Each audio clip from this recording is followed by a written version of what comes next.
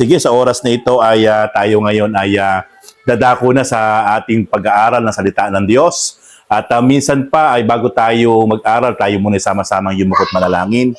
Lord, Heavenly Father, we continue to honor you, to glorify your name, O God, Lord. We bless your name, Father God. We humble ourselves, O God, Lord. We ask to you, we lift unto you, Father God, Lord. Ito pong Bible study ngayong gabi sa tahanan po nila Sister Mylene, Sister Elaine, O God, sa nila pong mag-ina, Panginoon. Salamat po sapagkat inalaw niyo po, Lord, na nagkaroon po ngayon ng first time na Bible study sa tahanan po ito. At dalangin po namin, Father God, in the name of Jesus Christ, by the power of the Holy Spirit, O God, Lord, you guide us, Panginoon, O God, at patuloy po ibukas niyo po ang aming mga puso at isipan sa pamamagitan po ng gabay at ng tulong ng banal na Espiritu. At pagpalain niyo po, i-bless niyo po kami sa pamamagitan po ng inyong makapangyarihan salita. Ito po ang aming dalangin. In Jesus' name we pray. Everybody says, Amen and Amen. Okay? Sige, tayo ay magsimula ng mag-aral. At ang akin pong isi-share ngayon sa inyo ay may topic about do not be afraid. Alam nyo, napakaraming tao ay sinasaklot ng takot. At maraming tao sa iba't ibang sitwasyon ng buhay, iba't ibang kalagayan ng buhay ay nagkakaroon ng matinding takot.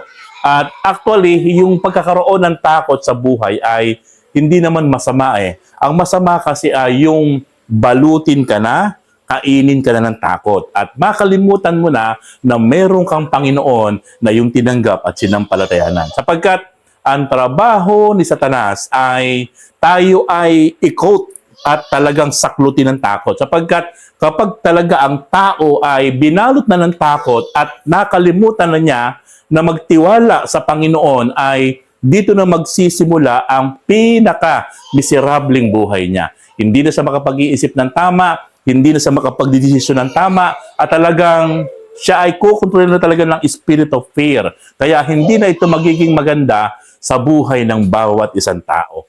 As a believers, bilang tayo sinasabi natin na tayo ay mga na-born again na, tayo ay mga kumilala sa Panginoon, tayo ay tumanggap sa Panginoon, tayo ay totoong naging Kristiyano, napakahalaga mga kapatid na talagang yung takot na mula sa kaaway ay hindi tayo ito talaga, kumbaga ay balutin ang ating isip at puso. At ito ngayon yung ating pag-aaralan dito sa aklat ng Marcos, chapter 4, beginning verse 35 up to verse 41. Dito mga kapatid ay makikita natin yung mga unang alagad ng ating Panginoon ay sinaklot ng matinding takot. Nakalimutan nila na meron silang Panginoon na nakilala at meron silang Panginoon na talagang kasama. Kaya dito ay yung kanilang pananalig sa Panginoon ay talagang hindi nila na-i-apply. Dito po sa ating pong pag-aaralan ngayon, sinaklot ng matinding takot yung mga alagad na kasakasama ng ating Panginoon sa bangka. Basahin po natin yung Mark chapter 4, verse 35 to 41. Kinagabihan, sinabi ni Jesus sa mga alagad niya, tumawid tayo sa ibayo. Kaya't iniwan nila ang mga tao at sumakay sa bangkang kinalululanan ni Jesus upang tumawid siya. May kasabay silang ibang mga bangka. Verse 37, dumating ang malakas na unos, hinampas ng malalaking alon ang bangka. Ano pat halos mapuno ito ng tubig. Dito po makikita po natin, mayroong bangka na kung saan nandun lahat ang mga alagad ng ating Panginoon. Kasama nila ang ating Panginoong Jesus. At nakasakay lahat sila sa bangka, sila ay lilipat sa kabilang ibayo o kabilang pulo. Kaya sila ay sumakay ng bangka at binabaybay nila ang tinatawag na o river. Di naman to dagat eh. River. O sa Tagalog, ilog, pero malawak na ilog to. At malalim na ilog to. Doon sa lugar na yon sa Israel. At nung sila ay bumabaybay, nakasagupa nila ang tinatawag dito na sa Tagalog na malakas na unos. Hindi po ito ulan. Pag sinabing unos, parang bagyo na po ito. At may kasabay na napakalakas na hangin. At dahil may napakalakas na hangin, at nandoon sila, bumabaybay, doon sa ilog, nag-create yun ng mataas na parang alon. Kaya ito ngayon yung halos na talagang pinapalo ng malakas na hangin yung bangka nila at napupuno halos ng tubig yung bangka nila, tapos puno yung bangka ng tao sapagkat nandun lahat yung 12 alagad kasama ang ating Panginoon. At ang ating Panginoon during that time, nang binabayo sila ng malakas na unos, malakas na hangin, natutulog ang ating Panginoon. Ito ang senaryo. Si Jesus na may nakahilig sa unan, sa may hulihan sa bangka at natutulog. Ginising siya ng mga alagad. Guro, sabi ng mga alagad, di ba ninyo alintana, lulubog tayo. Ito po yung mga pananalita na lumabas sa mga alagad. Sabi ng mga alagad, Guro, ginigising nila sa ang Panginoong Hesus. Di po ba nyo alintana, lulubog tayo.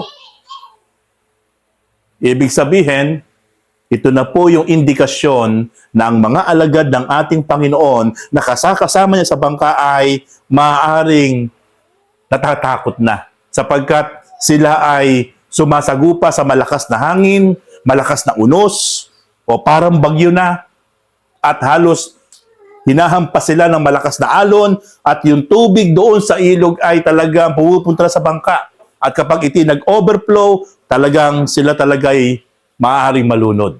Kaya, ang sabi nila sa Panginoon, di po ba ninyo alintana? Gumising kayo, Guro. At tayo po ay lulubog na. Mga kapatid, ito po yung gusto kong bigyan diin sa oras na ito.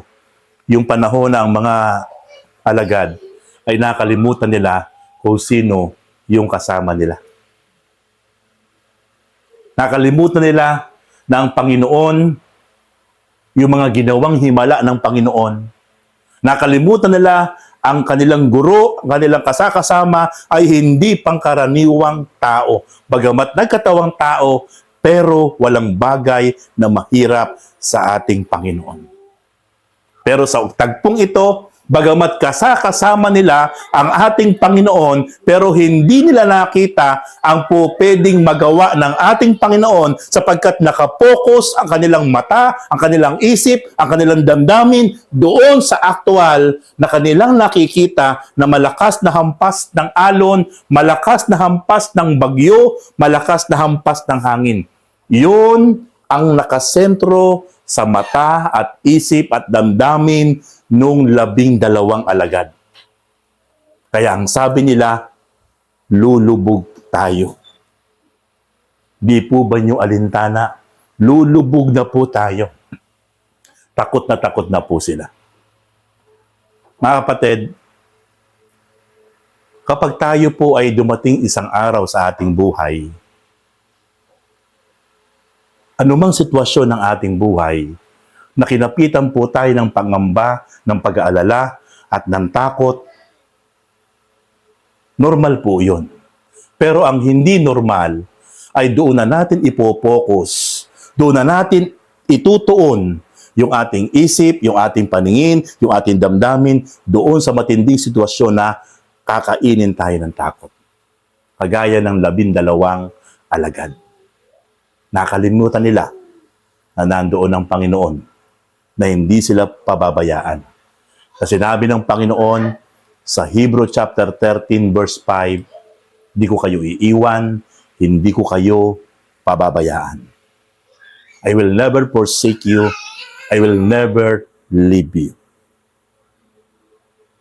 Doon sa Matthew chapter 28 verse 18 to 19, sabi ng Panginoon, hanggang sa katapusan ng daigdig, ako'y kasama ninyo. Nakalimutan ng mga alagad yung magagawa ng Panginoong Hesus sa anumang sitwasyon na kasama nila.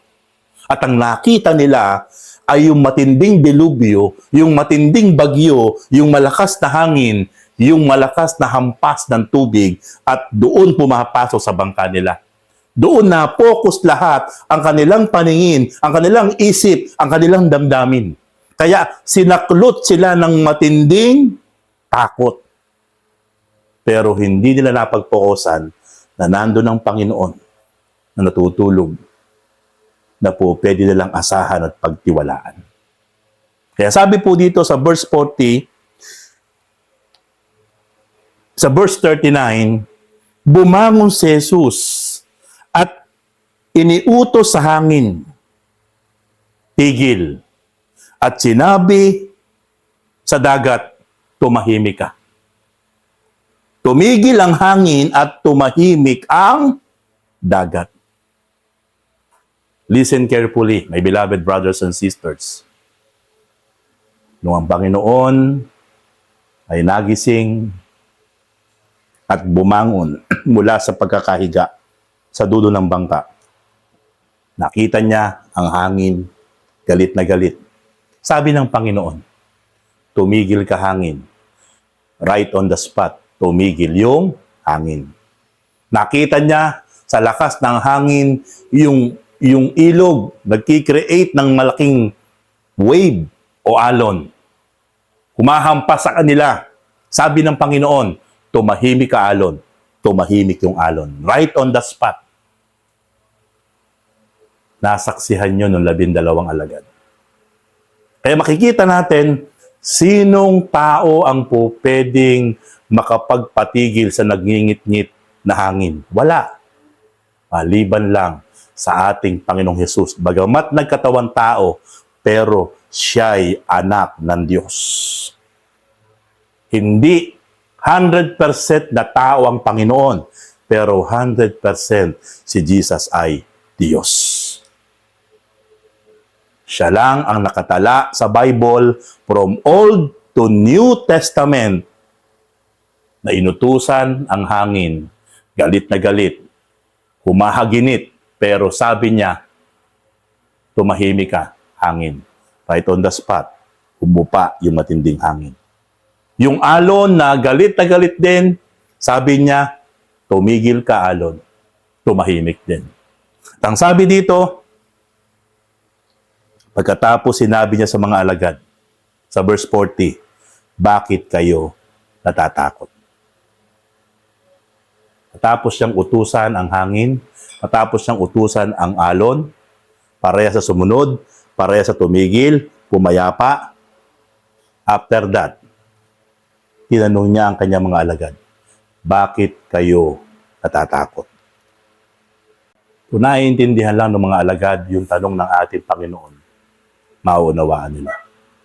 Ibig sabihin ng Panginoon, bakit kayo natatakot? Kahit nasa harap kayo ng panganib, kahit nasa panahon kayo ng kayo parang talagang wala sa sitwasyong maganda. Narito ko, kasama ninyo ko. Bakit kayo matatakot? Ang mensahe ngayon sa ating pag-aaral, bakit tayo matatakot? Kung alam mong ang Panginoon ay nasa puso mo na, tinanggap mo na, mula nang ikaw ay kumilala sa Panginoon, ibinukas mo ang pintuan ng iyong puso, pinapasok mo siya, siya na ngayon yung nakatrono sa puso mo, siya na ngayon sinusunod mo, siya na ngayon yung pinapahalagahan mo, siya na ngayon yung pinapanginoon mo. Unlike dati, ang pinapanginoon natin, napakaraming bagay. Mundo, barkada, bisyo, sarili natin. But the moment na tayo totoong tumanggap sa Panginoon, lahat yun ay atin ang tinalikuran. At ang ating Panginoong Hesus na, ang ating kinikilalang Panginoon, Hari sa ating buhay. Kaya kapag ikaw ay humaharap sa pagsubok, problema, challenge ng buhay, po pwedeng matakot. Pero isipin mo kagad na meron kang Panginoon na tinanggap na po pwedeng gumalaw sa buhay mo at sa buhay ko. Amen? Kaya hindi tayo dapat matakot. Do not be afraid. Ano man ang nagaganap sa mundo, ano man ang nagaganap sa kapaligiran, ano man ang nangyayari sa ating kapanahunan, ano man ang po pwede mong pagdaanan, ano man ang po pwede mong kaharapin, normal na tayo po'y matakot. Normal na tayo po'y mag-alala. Pero ang hindi normal ay yung saklutin ka na at balutin ka na ng takot at halos hindi ka na makatulog. Halos ayaw mo na lumabas ng bahay. Halos ayaw mo na makipag-usap sa tao. Halos hindi ka na makatulog. Halos hindi ka na kumakain. Iyon, kapatid, ang hindi normal. Kasi nakalimutan mo na meron kang Panginoon na kinilala sinampalatayanan na po pwedeng magpatigil anuman ang pinagdadaanan mo sa buhay. Amen? Praise God. Kaya sabi ng Panginoon, bakit kayo natatakot? Wala pa ba kayong pananalig? Yun yung tanong ng ating Panginoon sa verse 40. Bakit kayo natatakot? Wala pa ba kayong pananalig o pananampalataya sa akin? So, ibig sabihin, kapag pala ang isang tao na mananampalataya at tumanggap kay Kristo ay paulit-ulit na natatakot, nadidepress, dumadanas ng anxiety, sobrang depresyon, sobrang pagkatakot, sobrang kaba, at hindi na makagawa ng mga bagay na makapagbibigay ng kaluguran sa Diyos sapagkat sinaklot na siya ng takot. Bagamat sinasabi niyang mananampalataya siya, wala pa siyang totoong pananampalataya at pananalig sa Panginoon. Sapagkat ang sabi ng Panginoon sa verse 40, bakit kayo natatakot? Wala pa ba kayong pananampalataya? Sapagkat during that time, talagang ang mga alagad ng Panginoon ay wala pang ganap na pananampalataya. Dumating lang ang ganap na pananampalataya sa 12 alagad nang ang ating Panginoon ay wala na sa lupa, bumalik na ng langit.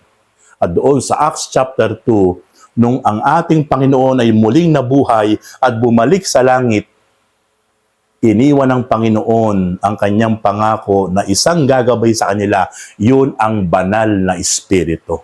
Yun yung dilang apoy. Pag binasa nyo ang Bible sa Acts chapter 2, habang nagtitipon-tipon, habang nananalangin, habang sumasamba, habang nagpupuri, habang nag-aaral ng salita ng Diyos, like ganito.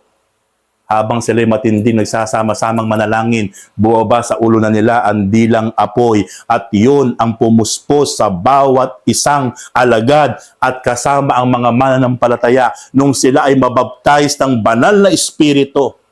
Doon, ganap na sila'y nanampalataya, nanalig at talagang sumunod sa ating Panginoon. Pero nung panahon na kasama nila ang Panginoon, wala pa silang ganap na pananampalataya talaga sapagkat sila ay nagtatalo-talo, nagpapayabangan, sila ay punong-puno ng mga galit. Ano sabi ng mga alagad nung sila nasa Samaria? Sapagkat ang mga Samaritano ay ayaw silang tanggapin. Talagang sila ay itinataboy. Ayaw silang papasukin sa lungsod ng Samaria. Kaya sabi ng alagad, Panginoon, so, pwede po bang hilingin nyo sa Diyos Ama na magpaulan ng apoy itong mga sa Samaria para pugnawin yung mga taong ito? Sipin nyo po yung mga alagad, humihingi ng apoy na ulan para pugnawin yung mga tao sapagkat nagagalit sila, sapagkat hindi sila tinatanggap doon sa lungsod ng Samaria. Diba? Makikita po natin ang isang mananampalataya na nagsasabing siya mananampalataya, pero punong-puno siya ng paghihiganti, punong-puno siya ng puot at galit, wala pang tunay na bagong puso, bagong espiritu, yung taong iyon. Sapagkat ang tunay na mananampalataya ay meron ng bagong puso, bagong espiritu. Handang umabot, handang umunawa, at talagang nandoon ang kanyang matibay na pananampalataya sa ating Panginoon. Sapagkat siya'y meron ng ganap na pananampalataya. Wala nang takot. Di ba nung nakaraang Wednesday, yung ating Bible study, natatandaan niyo ba tinuro ko po sa inyo? Matindi po yun. handang masunog, handang iihaw, handang mamatay sa pugo ng apoy. Pero hindi tinalikuran ang ating Panginoon Diyos. Hindi sumamba sa Diyos ang pinagawa ni Hari Nabucodonosor. Handang mamatay, handang i-let go ang kanilang magandang buhay. Bakit? Kasi sila'y puspos ng pananampalataya sa Diyos. Yun po ang nagagawa ng talagang genuine faith, matinding pananalig sa Diyos. Talagang susunod ka, magbibigay ka ng karangalan, papuri sa Diyos sapagkat ikay merong tinatawag na genuine faith, puspos ng pananampalataya. Kaya sabi ng Panginoon, bakit kayo natatakot? Wala pa ba kayong pananampalataya? At totoo po nun talaga, wala pang ganap na pananampalataya ang mga alagad during that time. Kaya sila lahat ay natatakot. Kinakain ng takot, binabalot ng takot, sinasaklot ng takot. Sabi ng Bible, ang takot ay hindi mula sa Diyos. Ang takot ay mula kay Satanas.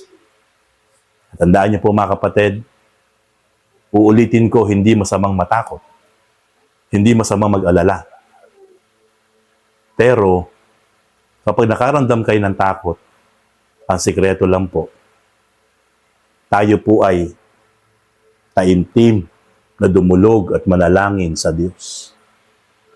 Humingi tayo ng lakas, humingi tayo ng tulong sa ating Panginoon, sa ating Diyos.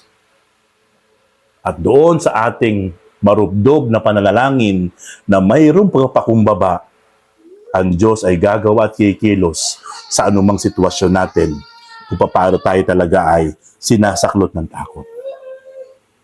Lagi nating aalalahanin, sa bawat panahon na natatakot tayo, ito yung pagkakataon na magtiwala tayo sa Panginoon. Na sinabi niya sa Isaiah chapter 41 verse 10, hindi kita iiwan. Ako ang iyong Diyos, sasamahan kita, ipagtatanggol kita, gagabayan kita, tutulungan kita. Hindi ka dapat matakot sapagkat ako ang iyong Diyos. So makikita natin mga kapatid, paano ka matatakot? Meron Diyos na hindi nakikita na gumawa ng langit at lupa, lumikha sa atin na nangako. Hindi ka dapat matakot. Ako ang iyong Diyos, ang mag-iingat sa iyo, ang magtatanggol sa iyo. Kaya ito yung advantage ng bawat isang tao na merong tamang relasyon, pananampalataya at pagkaunawa, pagkakilala sa Diyos na makapangyarihan sa lahat.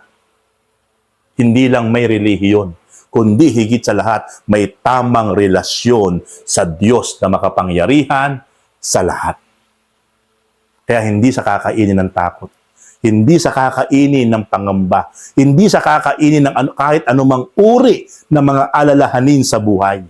Sapagkat alam niya na mayroon Diyos na po pwedeng gumalaw at maghimala sa kanyang buhay. Gaya ni Shadrach, Meshach, at Abednego na kahit inihagis sa naglalagablab na pugon, ang Diyos na makapangyarihan sa lahat ay nagsugo ng kanyang anghel upang yung apoy na binagsakan ng tatlo ay hindi mapaso yung tatlo. Pinalamig ng Diyos yung apoy na napakainit na dumadampi sa katawan ng tatlo. Ni hindi nag-amoy usok. Kahit yung damit at buhok nila. Doon nagulat si Hari Nabucodonosor na talagang totoo yung Diyos na sinasamba ni Shadrach, Meshach, at Abednego. Kaya mga kapatid, sa verse 41, sinidlan sila ng matinding takot at panggigilalas at nasabi sa isa't isa, sino kaya ito? At sinusunod maging ang hangin at ng dagat. Nagulat yung mga alagad. For the first time namangha sila sapagkat nakita nila yung kanilang guro, yung tagapagturo nila, nauutusan yung hangin, nauutusan yung dagat o yung ilog. Kaya ito yung naging dahilan, unti-unti nabubuo yung kanilang pananalig sa ating Panginoon na hindi talaga ito pangkaraniwang tao. Sapagkat sinong tao ang makapag-uutos sa hangin na huminto? Sinong tao ang makapag-uutos sa alon na huminto, pumayapa? At right on the spot, sumunod ang mga ito. At nasaksihan ito ng 12 alagad na natala sa Bilbia na pinag-aaralan natin ngayong gabi. Amen? Kaya ngayong gabi ako naniniwala na patuloy tayong imo-motivate. Patuloy ibibuild ng Diyos yung ating pananalig sa ating Panginoon. Sa pamamagitan ng true to life story na natala sa Bilbia. Na atin ngayon pinag-aaralan sa Book of Mark, chapter 4, verse 35 to verse 41. Kung meron kayong mga Bible, basahin niyo uli yan mamayang gabi. Marcos chapter 4, verse 35 to 41. Yan po ay totoong naganap, totoong nangyari sa kapanahunan ng ating Panginoon nung nasa lupa pa siya at ng mga alagad. Ano ang mensahe dito? Ipinakikita po sa atin ng ating pinag-aralan. Hindi tayo dapat kainin ng takot. Pag nakakaramdam ka ng takot, i-focus mo ang iyong isip, ang iyong puso, ang iyong pananalig sa magagawa at kapangyarihan ng Diyos. Jeremiah chapter 37, verse 32. Jeremiah chapter 32, verse 27. The God said, I am the Lord, the God of all mankind. Is anything too hard for me? So makikita po natin, ang Diyos ang may sabi. Ako ang Diyos na lumikha sa lahat ng tao. Walang bagay na mahirap para sa akin. Ano ikatatakot natin ngayon? Kung meron tayong tunay na Diyos na nasa langit,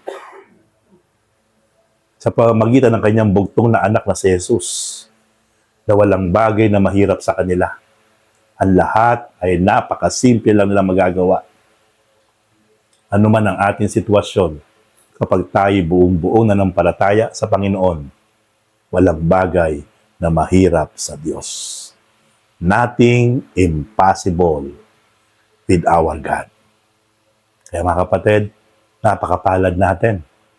Kasi meron tayong Panginoon na kilala na talagang walang bagay na hindi niya magagawa sa ating mga buhay. Ang kailangan lang, manampalataya tayo, magtiwala tayo, sumunod tayo ng buong katapatan sa Panginoon. At lahat ng ating kakaharapin na negatibo ay kayang-kayang gumalaw ang Diyos sa ating mga buhay. Panginoon, salamat po sa oras na ito. Pinupuri po namin kayo, O God, at pinapasalamatan sapagkat sa gabing ito, Father God, ay muli ay nahayag ang inyong makapangyarihang salita.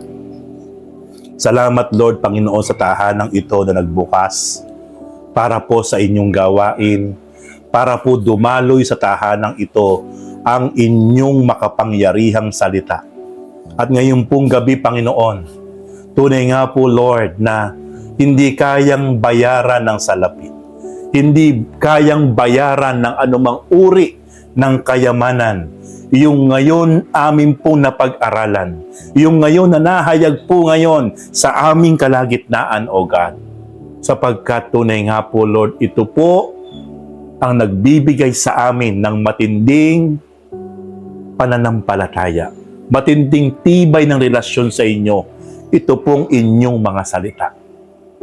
Heavenly Father, in the name of Jesus Christ, by the power of the Holy Spirit, Lord, patuloy po, Lord, itimo niyo po ito sa puso at isip ng bawat isa. Even, Lord, ng mga nakakapanood ngayon sa social media, kayo po ang patuloy pong gumalaw sa buhay nila. Magsilbing pagpapala ang salita ng Diyos.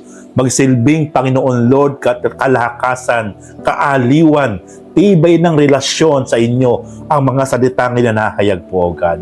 Salamat po, Panginoon, sa gabing ito sapagkat muli, tunay nga po, Lord, na kami po ay nagtipon-tipon ngayon sa lugar na ito Hindi po para sa kanino paman, kundi po para sa inyo, Panginoon o God.